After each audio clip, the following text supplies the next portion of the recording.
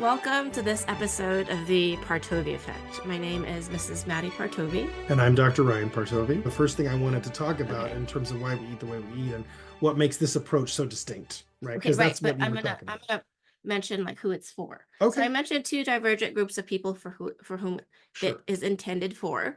The first group, if you're struggling with your relationship with food in any way.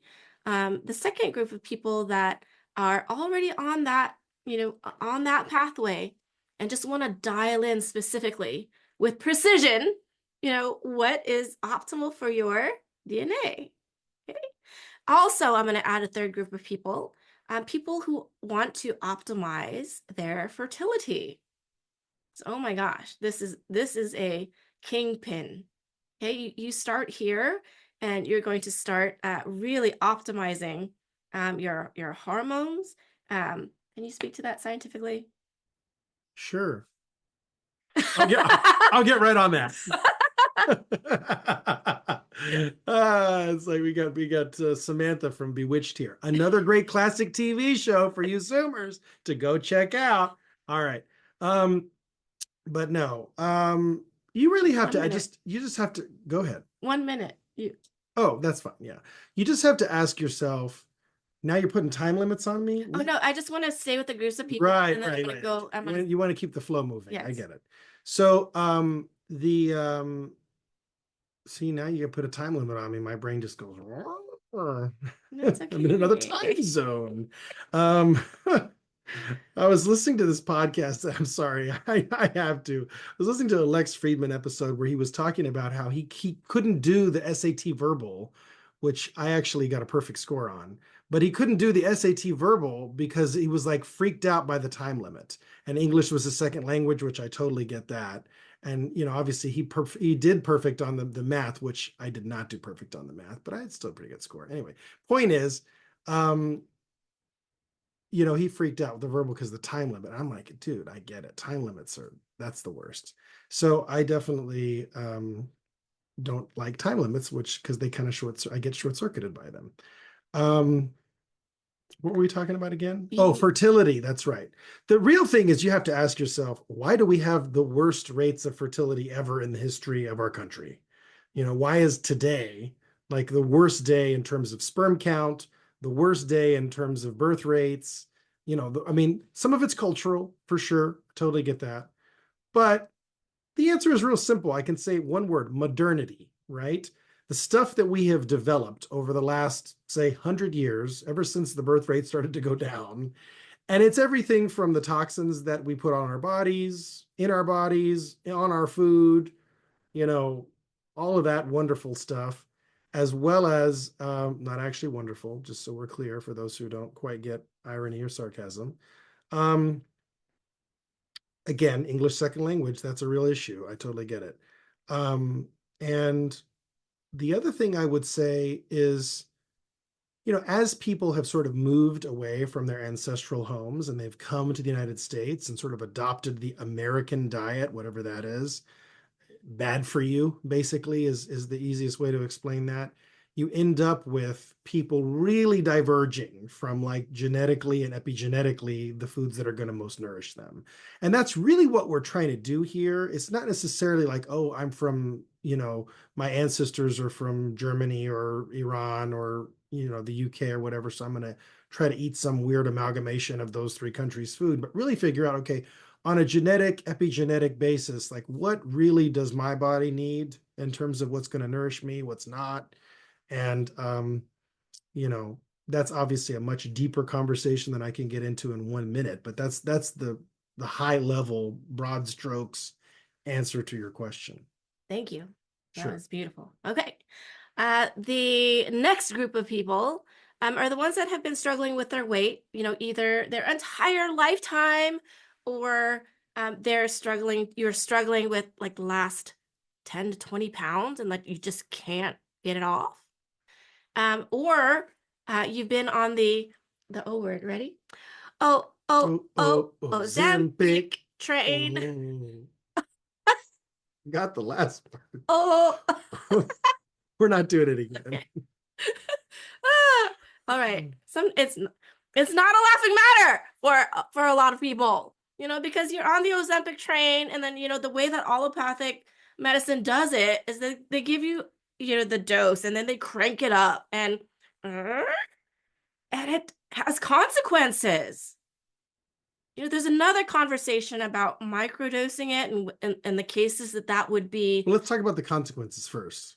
Yes, Okay, please, we're please do. literally organ shrinkage, osteoporosis, osteopenia. I mean, the weight loss doesn't just come. What happens with these patients is that the appetite gets suppressed so much that their body literally has to start scavenging from every single place just to stay alive. And so they're losing weight not just from fat cells, right, which is where we want to lose weight from typically, but they're also losing weight from muscle, bone, organs. And, you know, that has catastrophic effects on the long-term health. It's one of the reasons why a lot of the doctors that, for example, I mean, I heard Dr. Peter Attia talking about this recently, and I totally agree, why he sort of backed off on like fasting is awesome. Like more people should fast more, like more fasting better. You know, the better it is, the more you fast, the better longer you're gonna live and all that stuff, because there's an impact to fasting, which is you lose muscle mass. And it turns out that muscle mass is actually a lot more important for longevity than maybe most people realize. So, you know, it turns out that maybe something like time delayed eating, which of course is pioneered by Sachin Panda at UC San Diego, that is probably going to turn out to be the best long-term approach in terms of that whole pro autophagy kind of medical approach. And we can talk about that, I think, a whole nother episode. But point being that, you know, with Ozempic, you're getting, you know, kind of all of those problematic effects of long-term fasting, but like even more so. Okay, and you know, you're you really, especially if you're dealing with the weight issue, you really have to address the mental and emotional aspects of your food journey. Sure, because the moment, if you don't, then the moment you get off the Ozempic, the weight's going to come right back, you know, and we've seen that over and over and over again. So that's not even controversial. Okay. Yeah. Do you see any other groups of people that this course would be optimal for? I mean, you know how I hate this question because it's like, Everybody. exactly. I'm like, there's not any person who's Oh, not, oh, there's not a person who's not going to benefit from it. The question is, okay, I just and what you're trying to do, okay, well, we'll get to that, but I mean, I'm going to finish my answer. You're trying to like focus, okay, who's going to see the most improvement? And I think that's a worthwhile conversation. But asking me as the doctor, I'm going to be like, there's not any. I would say this is actually how I would answer the question, which is totally different from how you're going to answer it. People who are willing to be coachable, people who are willing to actually take it on and actually do it. If that's you, if you're like, hey, I'm ready, doc, throw me in, you know, put me in, coach. I'm like, great, you're an excellent candidate for this. If you're someone who's like, oh, I'm going to listen to this guy, you know, I want to see what he has to say. I'm going to dabble, but then I'm just going to do the parts that I like, and then the parts that I don't like, whatever. Then, you know, maybe you're not ready for this, and that's fine. We'll be here when you are. But my point is, you know, thank you. it's like that's from the clinician side, that's my answer. It's like Thank you. anybody, as long as you're willing to be coachable. Thank you. That And that being is coachable, yeah, I got to define what that means. Playing for me to win as your doctor, because my goal is for you to have optimum health and wellness. And so if I win, guess who also wins? you. You. So the point is, if you're playing for me to win, that's being coachable. You're also playing for yourself to win. And, you know, then it's a Yes. win-win, And right? I'm playing for you Win-win. to experience a lifetime of aliveness and alacrity. Yep, that's her. Okay, Cheerful readiness. Yeah. so another group popped into my mind. And it's the parents, and especially the moms who are struggling with kids who will not eat uh, outside of a very, very small food group. Well, for those people, I would just say watch the movie The Magic Pill. Yes. That'll give you a nice jump start on that, I would say. But beyond that, I mean, God, I had a conversation the other a couple weeks ago with a woman that I met at the little gym where my son does gymnastics. You know, and I told her, I said, if you're going to do this, your kid's got to do it too. It's got to be your husband's got to do it too. It's got to be a family affair. Trying to do it by yourself, it's just not going to work. Yeah. You know, and we discovered that sort of in reverse with our kids. And this is a point I think it's like a dividing point that all parents reach at some point because everybody starts feeding their 6 month old like the perfect optimal food. If they can afford it, they're like organic everything. If they can afford it, the best possible, either fresh food that they're making and grinding up, which is what we recommend if you're going to do it. Well, actually, there's something called baby-led food introduction, which is really what we recommend, and it involves minimal grinding, but definitely using foods that you would otherwise eat. We can talk about that in another episode. But the point is that it is a process where everybody's doing it sort of with the highest level of integrity, and then they reach this point.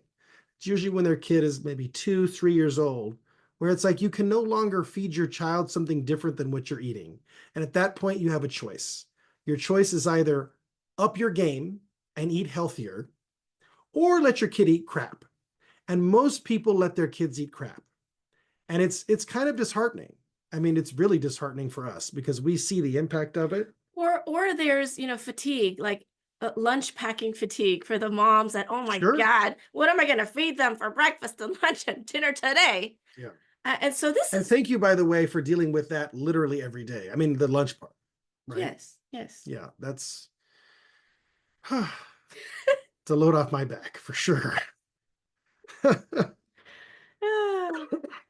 So this is for those families as well that are ready to dial in or alter the epigenetics of their children and to really end human disease now within 4 generations of their family.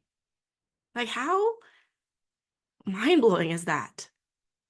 Like just think for a moment. How many people in your family are suffering with either a chronic disease, or a persistent symptom, or just a life where they don't want to move around or just not alive and not present?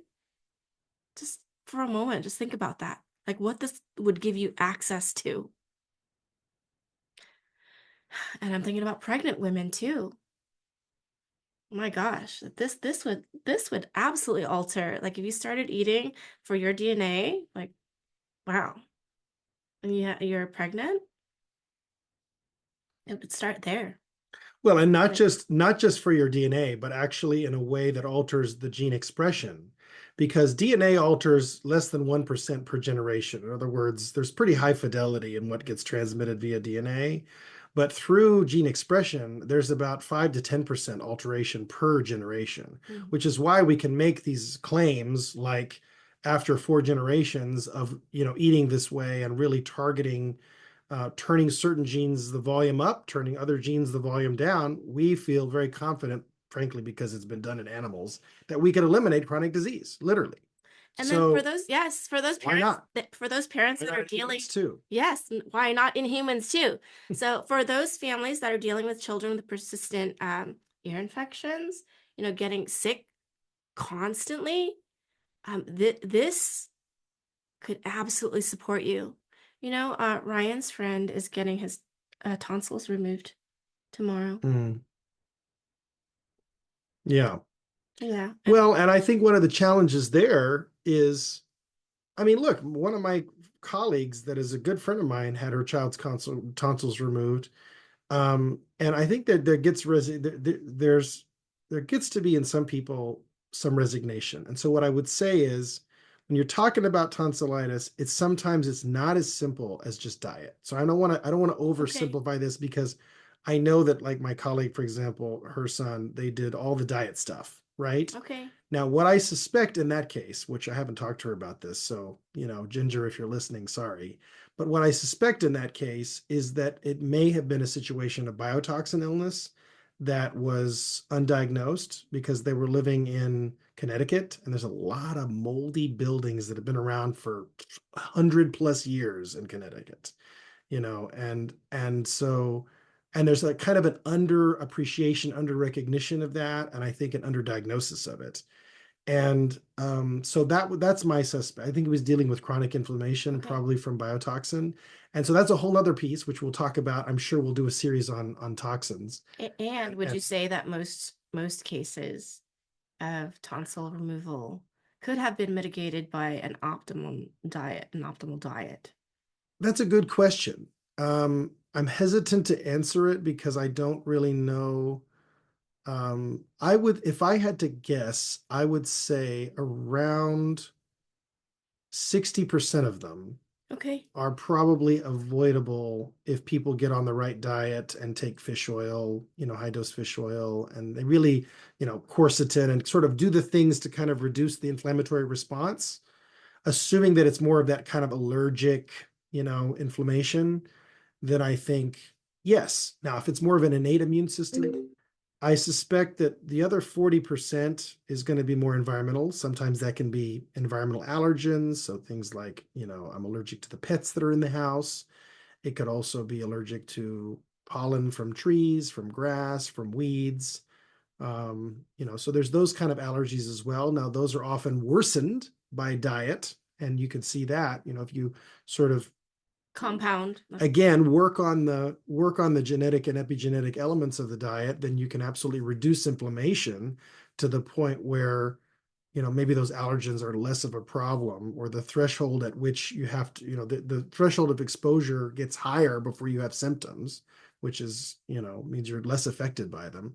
So that's all, and a lot of that programming happens in the first year of life, first couple of years of life, and if and during that very plastic stage, and if we can get in there at that point and really shift things around, then yeah, we can eliminate that. But if a child already has a strong reaction to some environmental allergen, then sometimes there needs to be, either there's different ways you can approach that. Certain allergens you can do desensitization.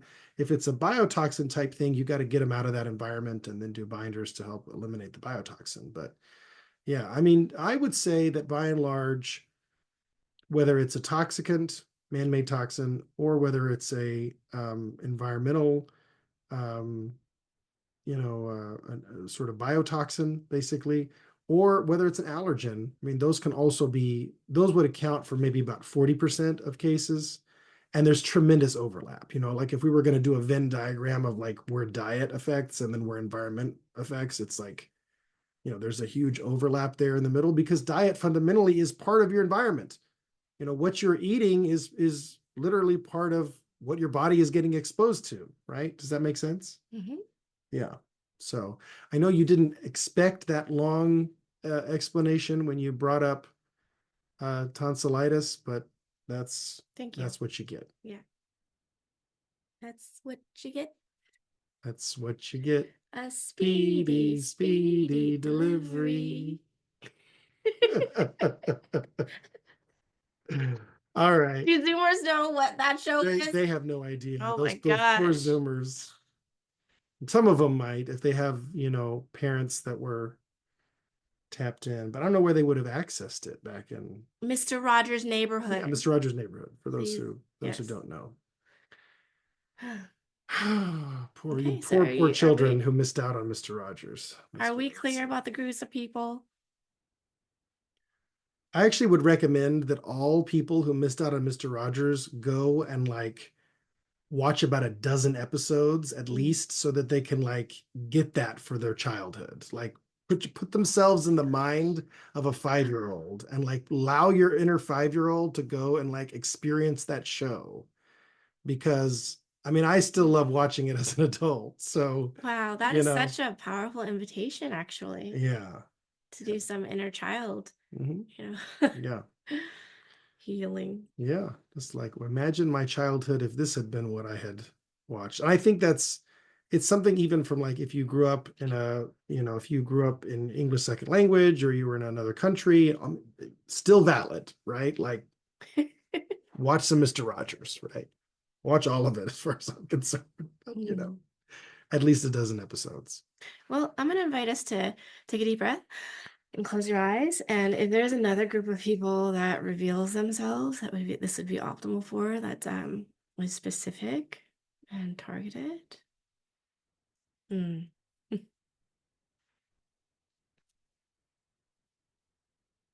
What came up for you? I'm complete. I already said that was my one group.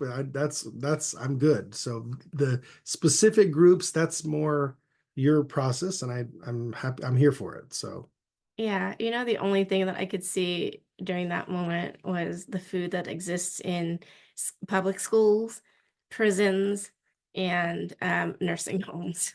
mm. But that's like a whole nother. All variations on a theme. Those three Yes. locations, aren't they? Hmm. Which in the future, They all have gates. They all have buses. Like they all have like like I don't know. I'm just which in the future, I intend to make a dent in. sure. Yeah. Well, I think that's I mean, I want to, education is one of the three primary focuses or foci of this channel. And we are going to be exploring that after we finish this series on why we eat the way we eat. So, Yes. yeah. All right. So being clear on the groups of people, what was it that you wanted to share? Well, yeah, I wanted to share about what makes this approach so distinct, in a way that I think people can understand. I like to talk about the four levels of nutrition understanding, because there's a lot of people out there that are like, oh, I'm a nutritionist, I'm a nutrition expert, or oh, I'm, you know, a doctor, or I'm your grandmother or whatever. So I kind of, what I'm going to do is talk about the four levels of nutrition understanding, and then I'll give you some examples of each level and talk about where we factor in. Go ahead. Thank you. If you need Yes. to say My something duty is before I get into this, go ahead. uh, Something's burning over there, I can tell. another group of people Another group of popped up. people. Okay, great. Yes, that have gone to these nutritionists, and these holistic health practitioners and not experienced any alteration or absolute Well, breakthrough. and before you say that, though, I really Okay. want to say that a lot of these people, and I'm going to get to this, are doing great work. So this is not to diminish anybody's, contribution. Yes. Um, and my goal in sharing about this is to distinguish what we do from other things you may have experienced in this realm, right? But go ahead and finish what you're saying, because I do think there's also value in what you're saying. Yes, I wanted to just make sure say it straight. I just want to say it straight. For people that have gone to naturopathic schooling online and call themselves doctors, it's a whole different world. Okay, so just be aware of that. yeah, we call those people undies because Oh they're not able to actually get a license as an indie, right? yeah, like just be straight about who you are. Okay, And so look, I'm not saying that those unlicensable naturopaths, I have a couple of them that have been friends over the years with, but the reality of the matter is I'm not saying they're not helping people. Of course, they do help people to some degree within their ability. And at least I hope that they are. I mean, I think most of them probably are, the ones that I know were. But I also think that there's people out there obviously that have also hurt people, and we see that. I mean, there's been people in the media and the news where there's been unlicensed and unlicensable naturopaths that basically, I think, bring a bad name to natural medicine because they do things like tell type 1 diabetics to stop taking their insulin, right? It's like, no, you can't do that.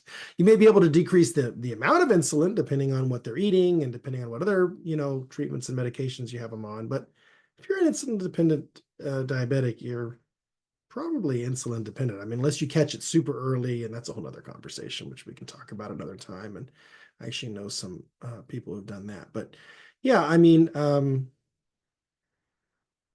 in general, that it just doesn't that's not sound medical advice. And so, and there's other cases like that, I mean, which we've heard about and seen, and it's really kind of tragic. And so it's important that people kind of, to some degree, not misrepresent themselves or overrepresent themselves as having a level of um, expertise that they don't have. And I think that's really what you're referring to Yes. there. And I think that that is really valuable. I mean, I think the work of a nutritionist, for example, in saying, taking the diets that we give to our patients, and then that patient then takes that diet to the nutritionist and says, help me, like I want to be able to implement this in my life. And the nutritionist then sits with them and does meal planning with them and talks to them about, okay, well, here are some products that you can buy that are not, that are going to make this easier for you. And here's other ways that you can have it be easier for you, and planning out the meals for the week or the month.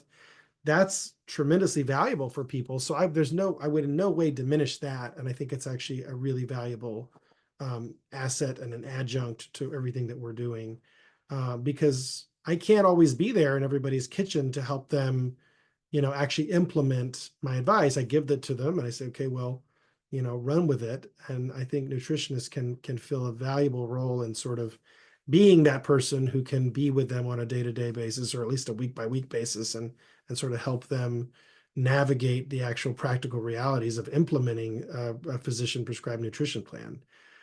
That's just one example of a practitioner that I think is, Yeah. we've sort of referenced informally, but I think is actually tremendously valuable. I think when the nutritionists, um, my favorite nutritionists are the ones that will partner with us, right? Because we have more training in clinical nutrition, using nutrition to prevent and treat disease, than anyone other than maybe a PhD in nutrition. And even then, I would say, maybe it's roughly on par. And they're not actually in clinical practice. A lot of them are teaching, right? So because we're teaching and we have all this nutrition experience, or because we're practicing, we have all this nutrition experience, it actually gives us a richer background in using nutrition to prevent and treat disease, frankly, than anybody else, um, in my view. And so I think not, trying to have a practice as a nutritionist and not having a naturopathic physician that you're using to sort of refer patients back and forth with is an error. But I think we'll get to that in a minute when I talk about the four levels of nutrition understanding. Anything else you wanted to say about people who have sort of gone to someone who maybe falsely holds themselves out as a naturopathic doctor, or anything else you wanted to say about that? Hmm. And Well, just so that we're wasn't, clear, anybody who finishes a 6-month course online, and a lot of these places, I mean, there's really no accountability about it. They're not a doctor, okay? Can't get a doctorate in 6 months. yeah. Well, I'm just saying that people have who have tried, the holistic health realm and Sure. have not had any results. Yeah. That's all, simply said. Yeah. I agree. And I think that that's kind of, um, in some cases, it can be, there's certain challenges that come with someone, and I would say the majority of our patients, because this is just what I mean, I mesh really well with these people and I really attract a lot of these people, are people who I'm like the first doctor that they've seen that was not a conventional medical doctor. That's like the majority for sure of our new patients. I'm sort of their gateway to this whole realm of like integrative holistic natural medicine, which I'm like, sweet, because then I get to sort of curate your experience and, also make you feel really comfortable, because a lot of what we do is, I mean, I would say everything we do is evidence-based to some degree. Now, level of evidence is required is directly proportional to the potential toxicity of the treatment, is the fundamental principle that we use. So if there's even a marginal bit of evidence that it might be helpful, and it's, say, like drinking an extra glass of water every day, then fine, we'll run with that, because, likelihood of harm there is exceptionally low. So that's an important principle to keep in mind with regard to natural medicine versus like if you're telling me, hey, I need to take this chemo, which is highly toxic and causes cancer eventually as itself, you better be damn sure that there's a lot of evidence that that's going to cure my cancer before I'm going to consider putting it in my body. So, level of evidence required is different depending on the risk to the treatment. But what were we talking about there? Help me out. You About that you group of people. you were hanging on every single syllable, weren't you, baby? No, you had me at the gateway doctor. Right. So that's where I was. And the other group of people, which is people who have seen, 3, 4, 5, 6, 7 different naturopathic physicians and are coming to me and they're looking for something different. I mean, the good news is that I can provide that for them so far, knock on wood, 100% of the time. But I would say that because I mean, on some level, each one of us is a little bit different, and that's kind of one of the fun things, but also one of the challenging things about naturopathic medicine. But yeah, I mean, those patients come with their own challenges because often they come with a list a mile long of different nutraceuticals that they're taking, and they have a lot of expectations, which you may or may not live up to, and there's a lot of creating expectations and kind of saying, okay, well, this is what it looks like with me, and so that's. But on the other hand, the idea of taking, say, having a dozen different bottles of natural things that they're taking on a daily basis is not a foreign concept to them. So that part at least is easier, and you kind of get that out of the way ahead of time. But there's a lot of people, obviously, on the other side who are like, well, gee, I'm taking like 6 things. That's a lot, isn't it, doctor? And I'm like, depends on your perspective, right? I mean, if the goal is like you're taking these 6 things so that you don't have to take these 4 or 5 drugs, then maybe it's a worthwhile trade-off, and that's really what it looks like. Anything else you want to say about that group of people? Nope, I'm complete. Okay. I'm ready for your The 4 levels of nutritional 4 levels. understanding. So thank you for your generous listening. Thank you for showing up to the podcasts. Thank you for subscribing and following and leaving the ratings and reviews. Thank you for all of that. And this has been a phenomenal episode. It has. Of the Partovi Effect. I'm Dr. Ryan Partovi.